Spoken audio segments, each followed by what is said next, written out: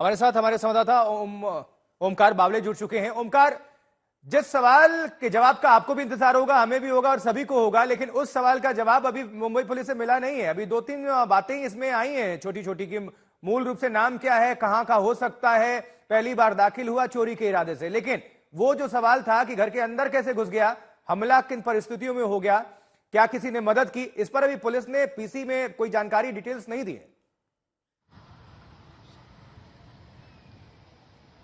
तो बात तो सही है। जिस सवाल का जवाब हम सब ढूंढना चाह रहे थे कि वो अपार्टमेंट में एंटर कैसे हुआ, कौन सा वो रूट था जहां से उसने सीधे सैफ अली खान के घर में वो घुसा, फिर वो बेडरूम में चला गया जहां सैफ अली खान सो रहे थे और वहां तक वो पहुंचा। इन्वेस्टिगेशन का ये पार्ट है, तो शायद अभी पुलिस इस सभी को गुप्त रखना चाह रही है। इस पूरे मामले में उन्होंने जानकारी नहीं दी, लेकिन अभी टास्क इतना बढ़ जाता है जब ये पता चलता है कि प्राइमरी इंफॉर्मेशन से कि ये अक्यूज जो है, ये आरोपी खुद बांग्लादेशी होने का अब ये सब इन्वेस्टिगेशन एजेंसी बता रही है। तो ये सिर्फ घर में नहीं, ये देश में कैसे घुसा, यहाँ से सब कुछ शुरू होने वाली है, क्योंकि उसके पास कोई ना ही कोई लीगल डॉक्यूमेंट मिल रहा है। वो हर बार खुद अलग अलग चीजें बता रहा है। शुरू से नाम बदल रहा था और अब उसने विजय दास नाम बताया है। नाम बदलना हो, देश में एंट्री करना हो और वहां से बंबई आने के बाद सैफ अली खान के सीधे सरखाने जाना हो, तो ये अलग अलग सवाल अभी पैदा हो जाएंगे। लेकिन अभी जो लीगल प्रोसीजर है उससे स्टेटमेंट तो रिकॉर्ड किया गया है, लेकिन जहां मैं अब लीलावती में खड़ा हूं, पुलिस वो स्टेटमेंट लेने के बाद ये लीलावती अस्पताल जहां सैफ अली खान हॉस्पिटलाइज है, यहां भी थोड़ी देर में आ सकती है और सैफ अली खान का भी इस पूरे मामले में स्टेटमेंट रिकॉर्ड होगा। क्योंकि जो अक्यूज आया था, सीसीटीवी में तो उसकी फुटेज मिल गई, ये बात तो सही है, लेकिन क्या वो वही था और किस तरह से इस सब घटना को अंजाम दिया गया, इस पूरे मामले में सैफ अली खान का भी फिर से स्टेटमेंट लिया जाएगा। और जिस पुलिस ने इन्हें पकड़ा है, यानी कि अभी बांद्रा पुलिस के अंदर एफआईआर हुआ है, लेकिन उसे खार पुलिस स्टेशन के लॉकअप में रखा गया है। थोड़ी देर में उसका मेडिकल होगा और मेडिकल के बाद उसे कोर्ट में उसकी पेशी की जाएगी।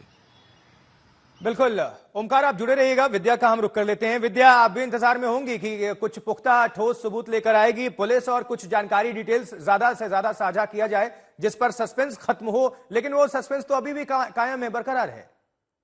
जी बिल्कुल, मुंबई पुलिस ज्यादा जानकारी इस वक्त नहीं दे रही है। जो जानकारी मिल रही है वो यही है कि जो सस्पेक्ट है, जो आरोपी है, वो उसके पास इंडियन कोई वैलिड डॉक्यूमेंट नहीं है और वो खुद उसने बताया है कि वो बांग्लादेश का है और इसी को वेरीफाई करने के लिए वो इस वक्त लगे हुए हैं। इसके अलावा जो उन्होंने बताया, जो निचोड़ पूरी प्रेस कॉन्फ्रेंस का यही निकला कि दरअसल ये अभी जितना इन्होंने बताया कि वो पहली बार ही गया था सैफ के घर पे। ऐसा कोई हिस्ट्री नहीं है कि वो सैफ के यहाँ पहली गया था। हालांकि वो हाउसकीपिंग में काम करता था। कुछ अटकलें लगाई जाती, कुछ जो दूसरे अधिकारी उन्होंने कुछ बताया था कि हाउसकीपिंग का जॉब करते हुए वो सैफ के घर में शायद एक दो बार पहले गया था और इसीलिए उसको इस बात का अंदाजा था कि घर का लेआउट क्या है, किस तरीके से वहां जाया जा सकता है। इन तमाम बातों को रखते हुए ही वो चोरी के इरादे से वहां गया था। लेकिन अभी जो प्रेस कॉन्फ्रेंस हुई है, डीसीपी साहब ने सीधे कहा है कि वो पहली बार गया था वहां पर, चोरी के इरादे से गया था। हालांकि वो सारी जानकारी वो इस वक्त देने से कतरा रहे थे, लेकिन उन्होंने एक चीज जरूर कही कि ये जो आरोपी है ये बांग्लादेशी है, ऐसा ये मानते हैं और इसीलिए अप्रोप्रिएट सेक्शन फॉरेन एक्ट और सबकी जो लगाएंगे उसके तहत उसके बाद जानकारी वो देंगे कि किस तरह से और सेक्शंस इन्वोक किए जाएंगे इस पूरे मामले में। एफआईआर को मॉडिफाई किया जाएगा। अभी फिलहाल जो आरोपी पकड़ा है उसका मेडिकल करवा के उसको कोर्ट में पेश करने की तैयारी की जा रही है फिलहाल। जी विद्या, बने रहिएगा, दोबारा आपका रुख करेंगे। लेकिन ओमकार, वही सवाल बार बार, जब तक जवाब नहीं मिलेंगे सवाल तो होते ही रहेंगे। भाई, मुख्य जानकारी ये चाहिए थी कि आखिर ये कैसे दाखिल हो गया। फोर्स एंट्री के कोई सबूत नहीं है, तो क्या चाबी बनवा ली थी या कोई स्टाफ मिली भगत, कैसे ये दाखिल हो जाता? अगर घर के अंदर कोई दाखिल होता, वो भी बेडरूम के अंदर, तो ये तो अपने आप में बड़ी बात है। वो बांग्लादेशी है, उसका नाम सामने आया, लेकिन मोटिव वो क्या था, कैसे, ये पहलू बहुत इंपॉर्टेंट हो जाता है। मतलब और इंतजार करना होगा अभी।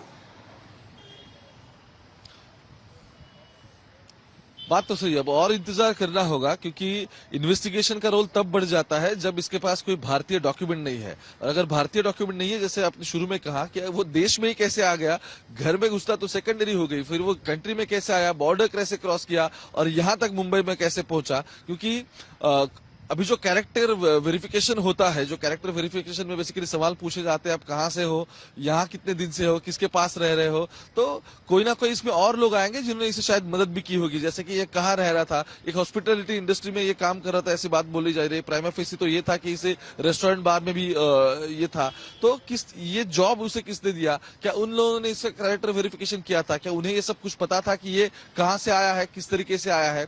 तो अब ये और इसमें जानकारी सामने आएगी और जिस तरह से जानकारी जुटती जाएगी उसी तरीके से इस केस को पूरा कॉन्क्रीट करने की कोशिश मुंबई पुलिस करेगी। लेकिन इस तरह से इलीगली किसी देश में एंटर होना, वहां से इस रॉबरी और फिर सैफ अली खान को इस तरीके से स्टैप करना, तो अलग अलग चीजें हैं, डिफरेंट फैसेट्स इसके आएंगे, जो अलग अलग पहलू होंगे, उस पर भी चर्चा होगी।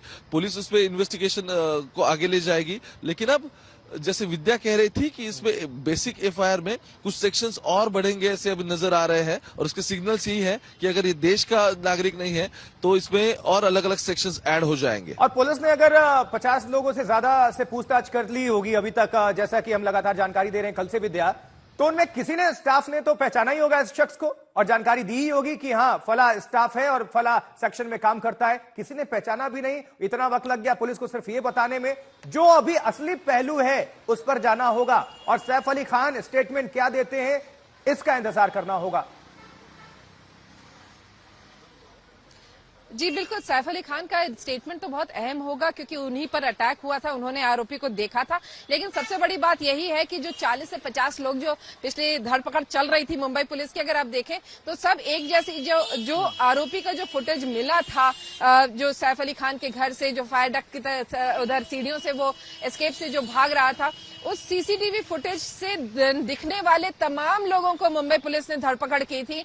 40 से 50 लोग इसके तहत लपेटे में आ गए थे और उन सबको जो डिटेन किया था अब उनको पूछताछ से तो राहत मिल जाएगी। लेकिन एक चीज जरूर है कि ये आरोपी का हिस्ट्री क्या है, ये इन्होंने साफ कह दिया कि इसका कोई हिस्ट्री है ही नहीं। ये इसका कोई लुकआउट में अगर आप देखें इनका कोई डेटा नहीं था इनके पास। ये अचानक से ऐसा मुंबई पुलिस कह रही है कि अचानक से सैफ के घर में पहुंचा, उसे भी नहीं पता था कि वो सैफ के घर में जा रहा है। और यही वजह है कि जैसे ही वो पहुंचा अंदर, शायद देखा और नौसिखिया था, उसने पहले कभी शायद किया नहीं था ये एक्ट, घबरा गया और उसी में उसने ये वार किया। इस वक्त यही बताया जा रहा है। लेकिन इसकी पुष्टि देखिए, जब पुलिस और ज्यादा रिमांड लेगी, अभी कोर्ट में पेश करेगी, उसके बाद जब और इंटरोगेशन होगा उसके तहत ही समझ में आएगा कि वाकई इसका है कि नहीं। क्योंकि इनिशियल इन्फॉर्मेशन मुंबई पुलिस को उसने यही दी है कि उसे पता नहीं था कि वो सैफ के घर में जा रहा है। उसे बस लग रहा था कि पैसों की जरूरत है, हाउस ब्रेकिंग करके, चोरी करके वो भाग सकता है। लेकिन उसको जो अचानक से सैफ अली खान सामने आ गए और इतने सारे लोग सामने देखकर, और सैफ भी वहां पे उसको पकड़ने की कोशिश करने लगे, तो इन सब चीजों से वो घबरा गया और वहां से भाग खड़ा हुआ उन पर हमला करने के बाद। क्या रात को उतनी वक्त दरवाजा खुला था कि यह घुस गया और ऐसी परिस्थिति बन गई तुरंत कि चाकू मार दिया गया? करीना को कुछ समझ नहीं आया, वो हॉस्पिटल नहीं गई, तैमूर को लेकर सैफ अली खान को जाना पड़ा। ये तो तमाम पहलू है ना अभी सच। अभी मुंबई पुलिस इसको लेकर क्या और जानकारी देती है, इसका इंतजार अभी और करना पड़ेगा।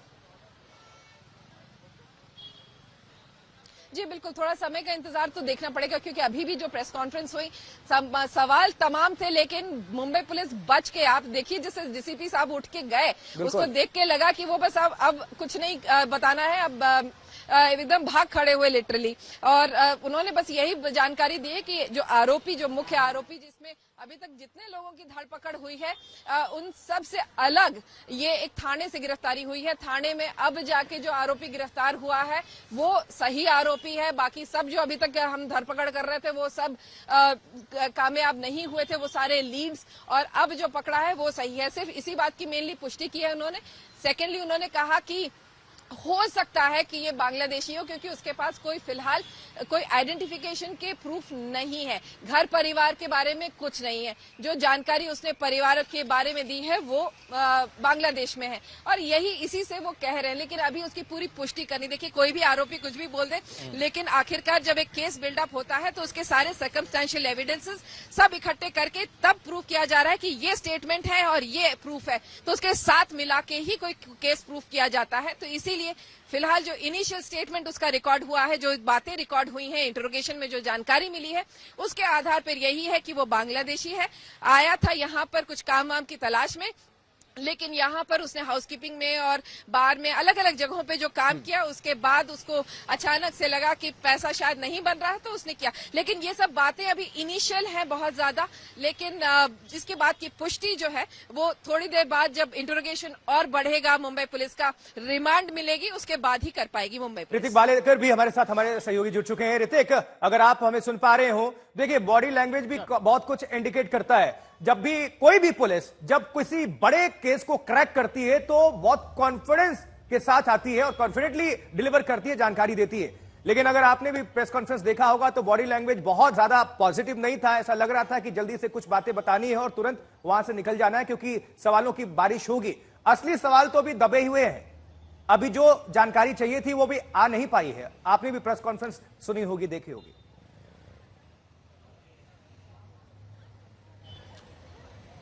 जी बिल्कुल आशुतोष, यही सवाल हम सभी पत्रकारों के भी मन में है, क्योंकि जिस प्रकार एक प्रेस कॉन्फ्रेंस लेने के बाद एक पूरी इंफॉर्मेशन जो पुलिस देती है उसकी हिस्ट्री के बारे में, उसके मोटिव के बारे में, उसके मॉडस ऑपरेंडी के बारे में, और इस सब का क्रेडिट लेने की कोशिश पुलिस जरूर करती है। इतना हाई प्रोफाइल केस है, सैफ अली खान के घर पे सिर्फ चोरी की कोशिश नहीं हुई बल्कि उस पर जानलेवा हमला भी हुआ है, और बावजूद उसके इतने दिनों के बाद अगर जाकर ऐसे अक्यूज को पकड़ा जाता है, उसे धर पकड़कर पुलिस अपनी हिरासत में लेती है, तो जाहिर तौर पर लगभग 2 से 3 घंटे अब बीत चुके हैं। मुंबई के खार पुलिस स्टेशन में जहां पर मैं खड़ा हूं, यहां पर हम देख सकते हैं पुलिस यहां पर मौजूद है। इसी खार पुलिस स्टेशन के तीसरी मंजिल पर आरोपी को जो है वो रखा गया है, ना ही कोई एडिशनल फोर्स यहां पर डिप्लॉय की गई है। हालांकि इतनी हाई प्रोफाइल केस है, बताया जा रहा है कि आरोपी जो है वो बांग्लादेशी होने की आशंका है।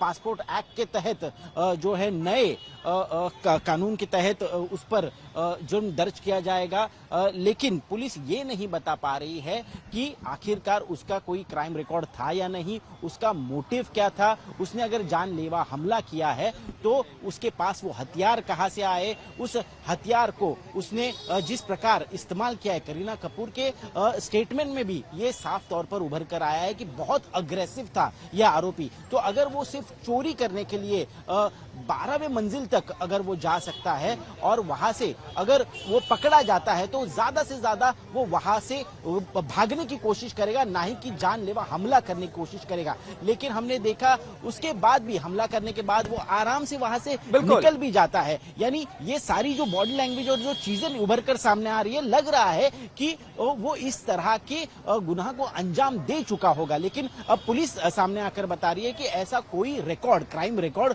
उसके नाम पर मुंबई में दर्ज नहीं नजर आ रहा। हालांकि और जानकारी खंगालने की कोशिश कर रही है पुलिस। अब 11 बजे जो है खार पुलिस स्टेशन से इस आरोपी को जो है वो बाबा हॉस्पिटल ले जाया जाएगा। वहां पर उसकी मेडिकल एग्जामिनेशन भी होगी, जिसके बाद उसे बांद्रा के ही हॉलिडे कोर्ट में पेश किया जाएगा। और पुलिस कोशिश करने वाली है कि ज्यादा से ज्यादा दिनों तक उसकी कस्टडी मिले, ताकि और पूछताछ हो, जांच पड़ताल हो और ज्यादा इंफॉर्मेशन जो है लेकर पुलिस सामने आए। लेकिन सवाल अभी भी दबे हुए हैं, कई सारे सवाल है। जो स्टोरीज बताई जा रही है, जो स्टेटमेंट्स रिकॉर्ड हुए हैं, वो कहीं ना कहीं मेल नहीं खा रहे, और असली बात इसके पीछे की क्या है वो अब तक सामने नहीं आ पा रही। और एक और बात सिंपल है, बहुत साधारण।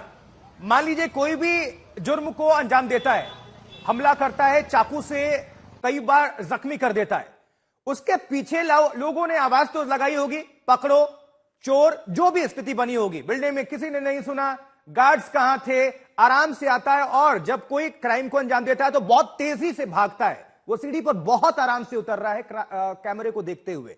ये इंडिकेशन क्या है? अभी ये सवाल कौन सुलझाएगा? ये तो बहुत बड़ी पहेली है अभी।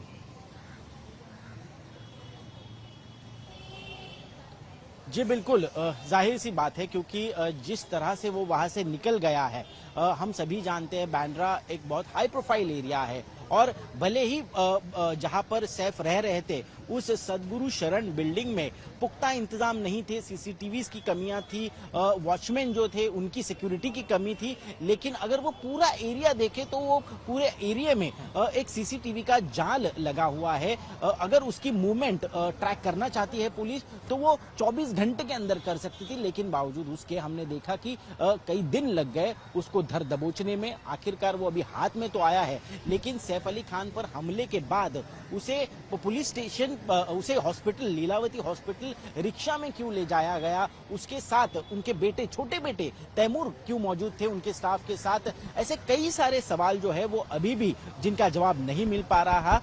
हालांकि पुलिस ये तो साफ कर रही है कि चोरी की मंशा से ये जो आरोपी है वो सैफ के घर में घुसा था, उस पर जानलेवा हमला किया, लेकिन अब भी कई सारे सवाल है जिनको पुलिस जो है उसका जवाब अपेक्षित है वो देना पड़ेगा उनको।